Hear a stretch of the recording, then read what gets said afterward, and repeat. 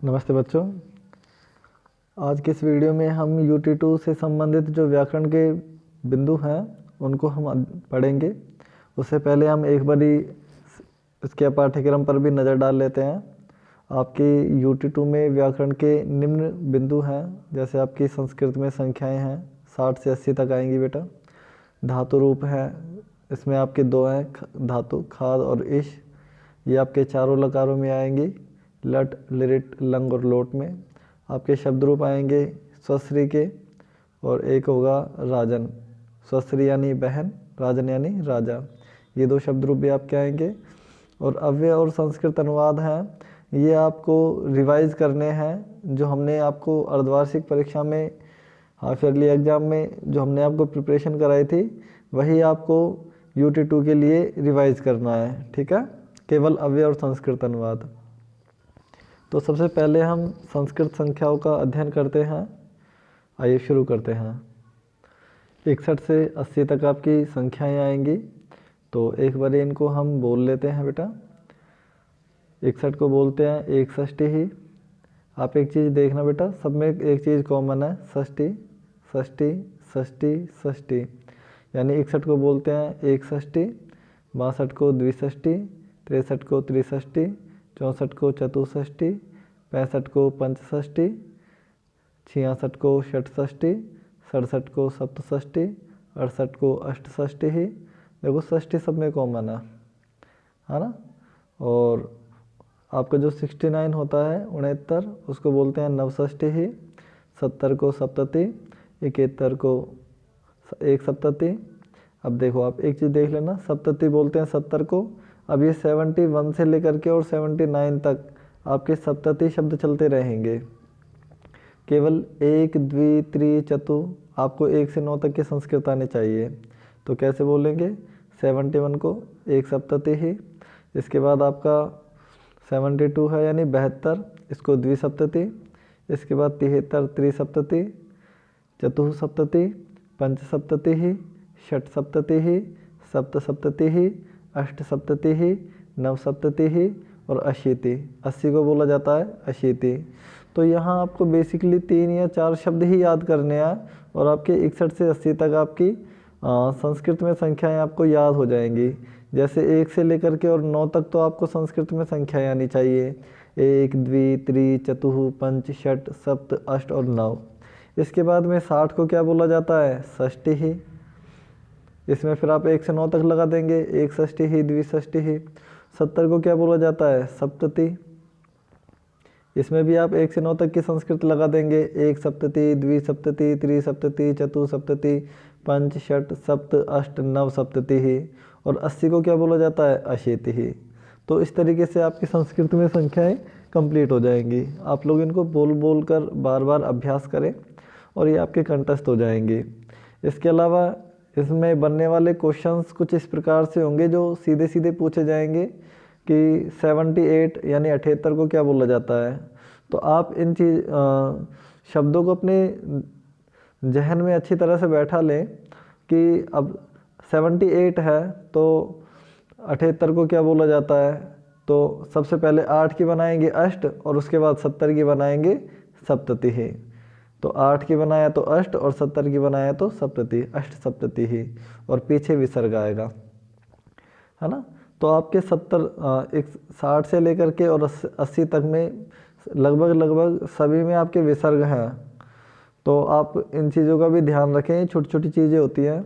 इसके बाद में हम लेते हैं आपके शब्द रूप। सबसे पहले स्वश्री शब्द ले लेते हैं, इसका अर्थ होता है बहन। और इनके हम एक बारी रूपों का उच्चारण कर लेते हैं एक वचन में।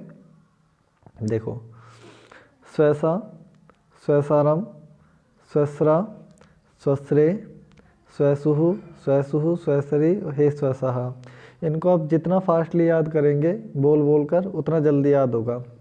जैसे स्वैसा, स्वैसारम, स्वस्रा, स्वस्रे, स्वैसुहु, स्वैसुहु, स्वैसरी, हे स्वसहा। आप एक चीज़ और कॉमन करना, यहाँ स्व स्व स्व स्व सभी में स्व स्व है। और पीछे की साइड में आपके स्व के बाद में जो बचा हुआ है आप उनको बोल करके देखें। सा सरम, सा सारम, स्रा, स्रे, सुहु, सुहु, सरी। तो हम इनको यदि ऐसे याद कर लेते हैं, सा, सारम, स्रा, स्रे, सुहु, सुहु, सरी, तो इनमें हमें केवल स्व स्व स्व शब्द लगाने होते हैं। सा में स्व लगाएंगे, स्वसा, सारम में स्वसारम, स्रा में स्वस्रा, स्रे में स्वश्रे, सुहु में स्वसुहु, सुहु में स्वसुहु, सरी में स्वसरी, और लास्ट में आपका हो जाएगा हे स्वसह, हे स्वसह। ये संबोधन में होगा। इसके बाद में द्विवचन के याद करना बड़े आसान होता है, क्योंकि इसमें दो तो एक जैसे होते हैं और तीन एक जैसे होते हैं, तीन भ्याम वाले होते हैं और दो एक जैसे होते हैं, है ना। तो स्वसारव स्वसारव, स्वस्त्रिभ्याम स्वस्त्रिभ्याम स्वस्त्रिभ्याम। यदि क्वेश्चन में आ जाए कि तृतीया, चतुर्थी या पंचमी में विभक्ति यदि आपसे पूछी जाए द्विवचन में, तो आपको ये पता होना चाहिए कि इनमें भ्याम लगता है तृतीया से लेकर के और पंचमी में। ये आपकी तृतीया है, ये चतुर्थी और पंचमी है, तो इनमें आपका भ्याम लगता है। इसके बाद में स्वस्रोहो और स्वस्रोहो, ये दो एक जैसे, ठीक है। और आपका जो संबोधन में है हे स्वसारहो, तो आपको पता होगा कि ये आपका प्रथमा विभक्ति का जो द्विवचन होता है स्वसारहो, ये देखो, तो यही आपका संबोधन में भी आता है ना। जैसे ऊपर वाला स्वसारहु है तो यहाँ नीचे भी स्वसारहु, और ऐसे ही यहाँ पर आपका जो स्वसारह है ये भी आपके संबोधन में सेम आता है। यानी संबोधन का जो द्विवचन होता है और बहुवचन होता है वो सेम प्रथमा विभक्ति का द्विवचन और बहुवचन होता है, ठीक है। तो यहाँ हमने द्विवचन की बात कर ली, बहुवचन में भी देख लेते हैं। तो स्वसारह है, इसके बाद में स्वश्रीहि, इसके बाद में भी स्वश्रीभिः, दो बार भ्य, स्वश्रीभ्य स्वश्रीभ्य, एक बार नाम स्वश्रीनाम, स्वश्रीसुहु और हे स्वसारह। तो ये इनके उच्चारण है, इनको आपको बार बार बोल बोल करके इनको आपको कंठस्थ करना है, ठीक है। तो देखो मैं एक बार और बोल देता हूँ, देखो स्वसा, स्वसारम, स्वस्रा, स्वस्रे, स्वसुहु, स्वसुहु, स्वसरी, हे स्वसः, स्वसारौ, स्वसारौ, स्वस्त्रिभ्याम, स्वस्त्रिभ्याम, स्वस्त्रिभ्याम, स्वस्रोः, स्वस्रोः, हे स्वसारहु। इसके बाद स्वसारः, स्वस्त्रिः, स्वस्त्रिभिः, स्वस्त्रिभ्यः, स्वस्त्रिभ्यः, स्वस्त्रीणाम, स्वस्त्रीसुहु, हे स्वसारः। इनके हिंदी अर्थ की बात कर लेते हैं। तो स्वसा का अर्थ होता है बहन ने, दीदी या बहन ने, बहन को, बहन से, बहन के लिए, बहन से अलग, बहन का, बहन में, पे पर। इनको हम कैसे बोलेंगे, जैसे मेरी बहन पर मुझे अत्यधिक प्रेम या स्नेह भाव आता है, तो पर आ गया मेरी बहन पर। मेरी बहन में मुझे मेरी माँ की छवि दिखाई देती है, तो ये में चिन्ह आया आपका मेरी बहन में। तो हम जो चिन्ह बोलते हैं ये वाक्यों में प्रयोग होते हैं। और हे स्वसा का अर्थ हो जाएगा हे बहन। अब हमने बोला यहाँ पर बहन ने, यहाँ हो जाएगा दो के अर्थ में दो बहन ने, यहाँ हो जाएगा बहुवचन में बहुत सारी बहन ने। बहुत सारी बहन ने अपने भाइयों को राखी बांधी, तो ने शब्द काम में आ गया वाक्य में, ऐसे ही काम में आते हैं। अब वाक्य में आ जाता है कि मैंने बहनों को फल दिया, मैंने बहनों को उपहार दिया, तो बहनों को, तो आप ये देखो बहन को, दो बहन को और बहुत सारी बहनों को, तो आप संस्कृत बनाओगे उसकी स्वश्री ही, ये वाली बहुत सारी बहनों को। तो ये इस तरीके से बनते हैं। यहाँ होता है बहन से, मैंने बहन से राखी बंधवाई, ठीक है। तो यहाँ स्वस्रा शब्द काम में आएगा, ठीक है। अगर दो बहन से बंधवाई है, दो बहन से स्वश्रीभ्याम, और बहनों से बहुत सारी बहनों से स्वश्रीभिः, तो दो बहुत सारी बहनों से। तो चिन्ह आपके वही रहेंगे।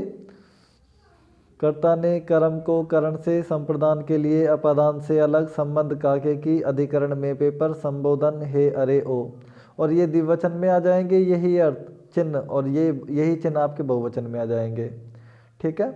तो ये आपके स्वश्री के शब्द रूप हुए। इसके बाद में हम राजन के शब्द रूप देख लेते हैं, आइए। राजन, राजन में लास्ट में न है, तो इस न को इसने नकारांत बोला है कि न अंत में आया है, और राजन राजा होता है, ये पुल्लिंग के अर्थ में आता है, तो ये नकारांत पुल्लिंग हो गया। तो ये इसकी डेफिनेशन हो गई। तो यहाँ पर इनके हम रूपों को देख लेते हैं। सबसे पहले एक वचन में देखते हैं, राजा, राजानम, राज्ञा, राज्ञे, राज्ञ है, राज्ञी। आप इसको छोड़ देना, एक ही याद कर लेना, राज्ञी, और हे राजन। ठीक है, राजा, राजानम, राज्ञा, राज्ञे, राज्ञ है, राज्ञी। आ ए विसर्ग विसर्ग ई, मैंने पीछे पीछे के शब्द बोले हैं। राज्ञा में आ है, राज्ञ में ए है, राज्ञ है में विसर्ग है, फिर विसर्ग है, और फिर छोटी ई है। तो राजा, राजानम, राज्ञा, राज्ञे, राज्ञ है, राज्ञी, और हे राजन, ये हो गए। फिर यहाँ दो एक जैसे, राजानऊ, राजानऊ। इसके बाद तृतीया, चतुर्थी और पंचमी एक जैसे, राजभ्याम, राजभ्याम, राजभ्याम। षष्ठी और सप्तमी एक जैसे, राज्ञो हो, राज्ञो हो। और आपका संबोधन का जो द्विवचन है ये ऊपर वाला सेम आएगा, हे, वहाँ राजानऊ, तो यहाँ हे राजानऊ। इसके बाद बहुवचन में बात करते हैं, राजान है, तो ये तो संबोधन में सेम आ जाएगा, हे राजान है। इसके बाद में राज्ञ है, इसके बाद में एक तृतीया में राजभिहि, चतुर्थी और पंचमी में भय भय, राजभ्य, राजभ्य। षष्ठी में नाम लगता है, तो यहाँ राजन का राज्ञाम हो गया, और सप्तमी में सु लगता है, राजसु। तो इस तरीके से हो जाएंगे, राजान है, राज्ञ है, राजभिहि, राजभ्य, राजभ्य, राज्ञाम, राजसु।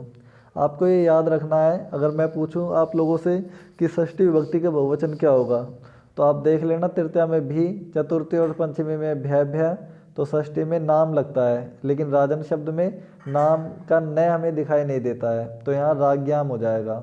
मैं बोलता हूँ कि राजन शब्द का सप्तमी का बहुवचन क्या होगा, तो ये आपकी सप्तमी विभक्ति और ये इसका बहुवचन हो गया।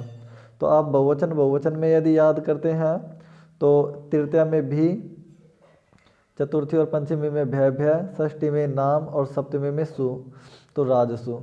आपको केवल जितना हो आप कंठस्थ करें, तो फिर ज़्यादा आपको परेशानी नहीं होती है।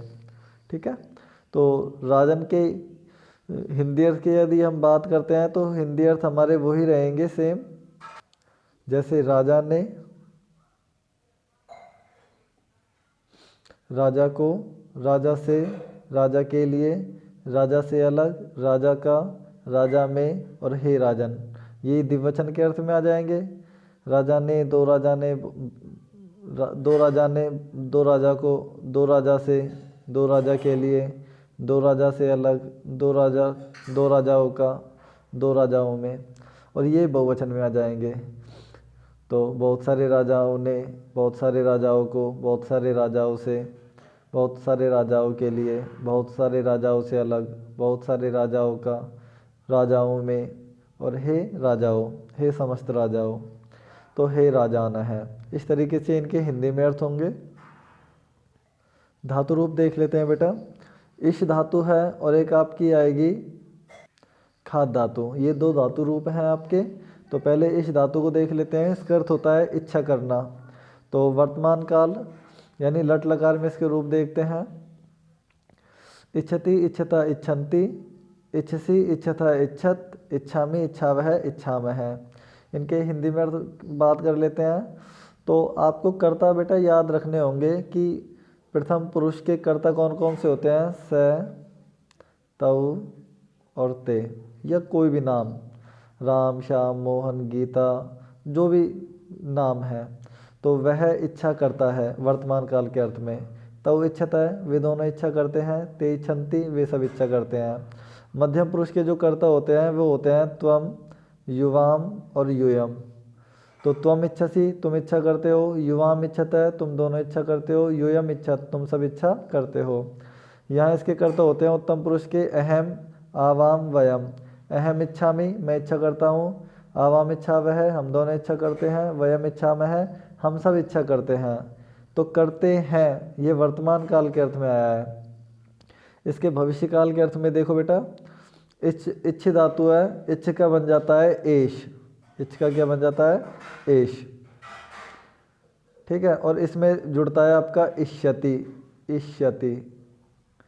तो एश में इष्यति जोड़ेंगे तो एशिष्यति बन जाएगा। एशिष्यति, एशिष्यतः, एशिष्यन्ति, एशिष्यसि, एशिष्यतः, एशिष्यत, एशिष्यामि, एशिष्यावः, एशिष्यामः। कर्ता सेम रहेंगे।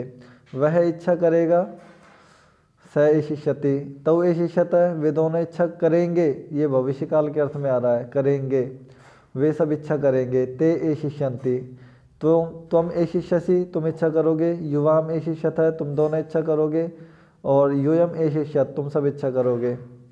अहम एशिष्यामि, मैं इच्छा करूँगा। आवाम एशिष्यावः है, हम दोनों इच्छा करेंगे। वयम एशिष्यामः है, हम सब इच्छा करेंगे। ये करेंगे के अर्थ में आया है। लंग लकार देखो आपका अतीत काल होता है भूतकाल। यहाँ इच्छ धातु को, इस धातु को इसने, इश को, इश जो धातु थी इसको इसने बना दिया एच, यानी लंग लकार में ये चलता है एच में। तो इसके रूप कैसे चलेंगे? एच्छत, एच्छताम, एच्छन, एच्छ है, एच्छतम, एच्छत, एच्छम, एच्छाव, एच्छाम। कई बार प्रश्न सीधा सीधा पूछ लिया जाता है एच्छत कौन सा लकार है, तो आपको ये ध्यान रखना है कि एच्छत आपका लंग लकार होता है। तो देखिए इनके हिंदी में अर्थ, अब इसका अर्थ तो होता है इच्छा करना, भूतकाल में बोलेंगे इच्छा की, तो सह जो है वह की जगह हम यहाँ काम में लेंगे उस, उसने इच्छा की, उन दोनों ने इच्छा की, उन सब ने इच्छा की। सह तवते, तो तुम इच्छा है, तुमने इच्छा की। युवाम एच्छतम, तुम दोनों ने इच्छा की। यूयम एच्छत, तुम सब ने इच्छा की। ये भूतकाल के अर्थ में आ रहा है। अहम एच्छम, मैंने इच्छा की थी। आवाम एच्छाव, हम दोनों ने इच्छा की थी। वयम एच्छाम, हम सब ने इच्छा की थी। तो ये इनके हिंदी में अर्थ है। इसके बाद लोट लकार आज्ञा देने के अर्थ में आता है। इच्छतु, इच्छताम, इच्छन्तु। इच्छ, यहाँ इश धातु ही है और इश को इसने बना दिया इच्छ, इच्छ में रूप चलते हैं। तो इच्छतु, इच्छताम, इच्छन्तु, इच्छ, इच्छतम, इच्छत, इच्छाने, इच्छाव, इच्छाम। आप जितना कंठस्थ करेंगे आपके दिमाग में उतने ही परमानेंटली बैठते हुए चले जाएंगे। तो आपको बार बार ये कहा जाता है आप इनको बार बार कंठस्थ करें, जिससे आपके ये दिमाग में स्थायी रहें। तो इनके हिंदी में अर्थ देखो, आज्ञा देने के अर्थ में वह इच्छा करे, वे दोनों इच्छा करें, वे सब इच्छा करें। तुम इच्छा करो, तुम दोनों इच्छा करो, और तुम सब इच्छा करो। मैं इच्छा करूं, हम दोनों इच्छा करें और हम सब इच्छा करें। तो ये इसके हिंदी में अर्थ हुए। इसके बाद में हम आपके जो दूसरा लकार है, धातु रूप है दूसरा, उसको देख लेते हैं। खाद धातु, तो ये भी सीधा है। वर्तमान काल में इसके रूप होंगे खादती, खादत है, खादंती, खादसी, खादत है, खादत, खादामी, खादाव है, खादाम है। हिंदी अर्थ हो जाएगा वह खाता है, वे दोनों खाते हैं, वे सब खाते हैं। तुम खाते हो, तुम दोनों खाते हो, तुम सब खाते हो। मैं खाता हूँ, हम दोनों खाते हैं, हम सब खाते हैं। इसके बाद भविष्यकाल में खाद में इष्यति जुड़ जाएगा, तो खादिष्यति, खादिष्यत है, खादिष्यन्ति, खादिष्यसि, खादिष्यत है, खादिष्यत, खादिष्यामि, खादिष्याव है, खादिष्याम है। इसका हिंदी में अर्थ हो जाएगा वह खाएगा भविष्यकाल में। स खादिष्यति, तौ खादिष्यत है, ते खादिष्यन्ति। वह खाएगा, वे दोनों खाएंगे, वे सब खाएंगे। इसके बाद में त्वम युवाम यूयम, तुम खाओगे, तुम दोनों खाओगे, तुम सब खाओगे। और उत्तम पुरुष में अहम आवाम वयम, मैं खाऊंगा, हम दोनों खाएंगे, हम सब खाएंगे। भूतकाल में देखते हैं लंग लकार। अखादत, अखादताम, अखादन, अखादः, अखादतम, अखादत, अखादम, अखादाव, अखादाम। तो ये आपको कंठस्थ ही करने हैं, ये केवल प्रोनाउंसिएशन करना है। भूतकाल के अर्थ में इनके अर्थ कैसे होंगे? स तौते, स तौते, तो उसने खाया, उन दोनों ने खाया, उन सब ने खाया। मध्यम पुरुष में त्वम युवाम यूयम, तो तुमने खाया, तुम दोनों ने खाया, तुम सब ने खाया। और उत्तम पुरुष में अहम आवाम वयम, मैंने खाया, भूतकाल में हम दोनों ने खाया और हम सब ने खाया। तो वयम ए खादाम, ठीक है। अहम ए खादम, मैंने खाया, भूतकाल के अर्थ में। इसके बाद लोट लकार है आज्ञा काल। खादतु, खादताम, खादंतु, खाद, खादतम, खादत, खादानी, खादाव, खादाम। तो स खादतु, वह खाए, तऊ खादताम, वे दोनों खाएं, ते खादन्तु, वे सब खाएं, त्वम खाद, तुम खाओ, युवाम खादताम, तुम दोनों खाओ, यूयम खादत, तुम सब खाओ, अहम खादानी, मैं खाऊं, आवाम खादाव, हम दोनों खाएं, वयम खादाम, हम सब खाएं। तो ये इस तरीके से इनके हिंदी में अर्थ हुए आज्ञा देने के अर्थ में। तो आप इनको बार बार याद करें, क्योंकि प्रश्न सीधे सीधे पूछे जाते हैं कि खाद, इसमें कौन सा पुरुष है और कौन सा वचन है। खादतम, ये किस लकार का वाक्य है, तो ये खादतम केवल एक ही है पूरे लकारों में जो खादतम है। नहीं, यहाँ पर देखो ए खादतम है, और इससे पहले वाले में यदि हम देखते हैं तो यहाँ है ये खादतम, हम मध्यम पुरुष का द्विवचन ले रहे हैं, तो यहाँ मध्यम पुरुष का द्विवचन खादिष्यत है, और यहाँ मध्यम पुरुष का द्विवचन आपका खादत है। तो वो हमें मालूम पड़ जाता है कि किस लकार की बात हुई है। तो आप लोग इनको बार बार रिवाइज करते रहें, और आपके ये व्याकरण के टॉपिक यहाँ पर पूरे होते हैं। आपको अव्यय और संस्कृत अनुवाद आपके हाफ ईयरली में जो हमने आपको पढ़ाया था, आप उसको रिवाइज करें, ठीक है, और आप इसको बार बार याद करें। धन्यवाद।